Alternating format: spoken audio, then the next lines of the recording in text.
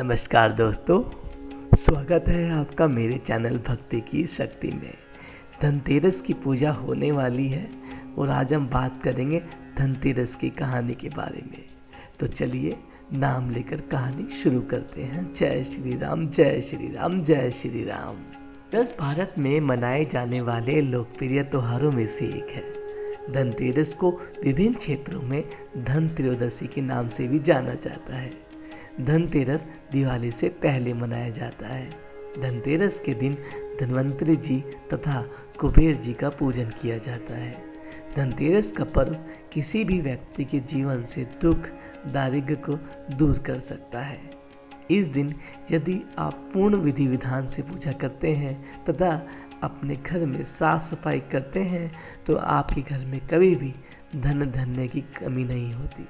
यदि आप इस पूजन का संपूर्ण लाभ लेना चाहते हैं तो इस दिन धनतेरस व्रत कथा का पाठ भी जरूर करें। तो चलिए कहानी की बात कर लेते हैं। कहा जाता है कि एक समय भगवान विष्णु मृत्युलोक में विचरण करने के लिए जा रहे थे। तब लक्ष्मी जी ने भी उनके साथ चलने का आग्रह किया। तब विष्णु जी ने कहा, यदि मैं जो बात कहूँ तुम अगर वैसा ही मानो तो फिर चलो। तब लक्ष्मी जी उनकी बात मान गई और भगवान विष्णु के साथ भूमंडल पर आ गई। कुछ देर बाद एक जगह पर पहुंचकर भगवान विष्णु ने लक्ष्मी जी से कहा, जब तक मैं न आ जाऊं तुम यहाँ ठहरो, कहीं जाना मत। मैं दक्षिण दिशा की ओर जा रहा हूँ, तुम उधर मत आना। विष्णु जी के जाने पर लक्ष्मी जी के मन में कौतूहल जागा कि आखिर दक्षिण दिशा में ऐसा क्या रहस्य है जो मुझे मना किया जा रहा है। वो भगवान स्वयं चले गए। लक्ष्मी जी से रहा न गया और जैसे ही भगवान आगे बढ़े लक्ष्मी जी भी पीछे पीछे चल पड़ी। कुछ ही आगे जाने पर उन्हें सरसों का एक खेत दिखाई दिया जिसमें फूल लगे थे। सरसों की शोभा देखकर वह मंत्रमुग्ध हो गई और फूल तोड़कर अपना श्रृंगार करने के बाद आगे बढ़ गई। आगे जाने पर एक गन्ने के खेत से लक्ष्मी जी गन्ने तोड़कर उनका रस चूसने लगी। उसी क्षण विष्णु जी आए और उन्हें देख लक्ष्मी जी पर नाराज होकर उन्हें श्राप दे दिया कि मैंने तुम्हें इधर आने को मना किया था पर तुम ना मानी और किसान की चोरी का अपराध कर बैठी। अब तुम इस अपराध के जुर्म में इस किसान की 12 वर्ष तक सेवा करो। ऐसा कहकर भगवान उन्हें छोड़कर श्री सागर चले गए।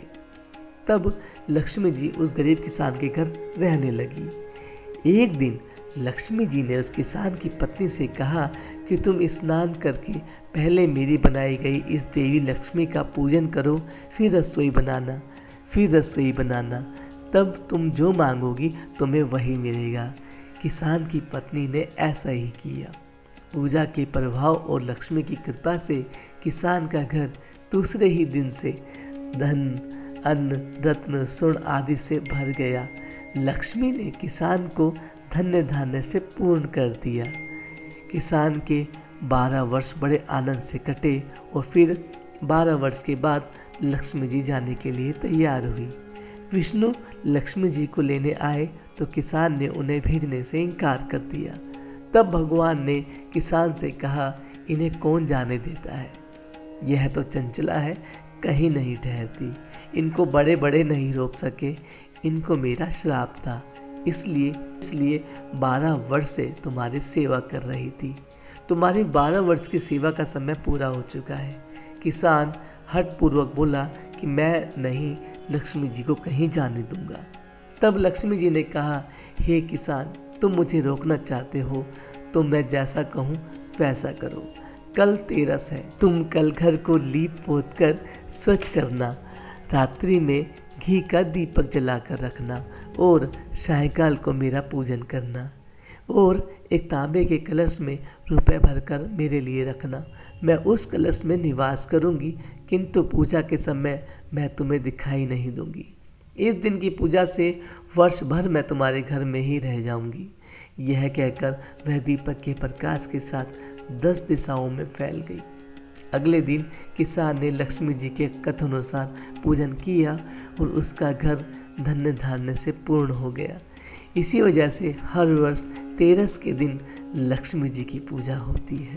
23 अक्टूबर 2022 रविवार के दिन धनतेरस का पर्व मनाया जाएगा। धनतेरस पर कई लोग सोना, चांदी और बर्तन के साथ वाहन आदि खरीदते हैं।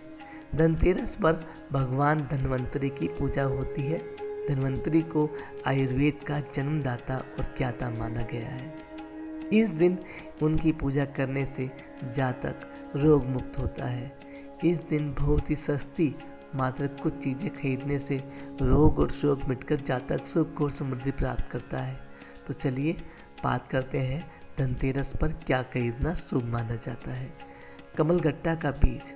कमल के फूल को कमलगट्टा कहते हैं। इसके अंदर से जो बीज निकलते हैं उनकी माला बनती है।